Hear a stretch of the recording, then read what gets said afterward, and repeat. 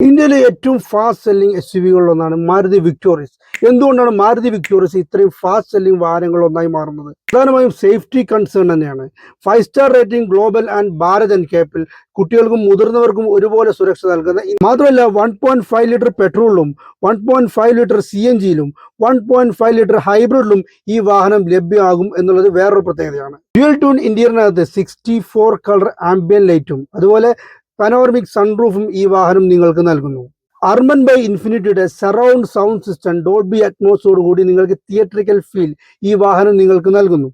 17 inch വീലും 4300 millimetre ലെങ്ത്തും വരുന്ന ഒരു വാഹനത്തിനും 28 കിലോമീറ്റർ മൈലേജ് നിലവിൽ ഇന്ത്യയിൽ ലഭിക്കുന്നില്ല. പക്ഷേ മാരുതി വിക്ടോറിയസിനകത്ത് നിങ്ങൾക്ക് ലഭിക്കും.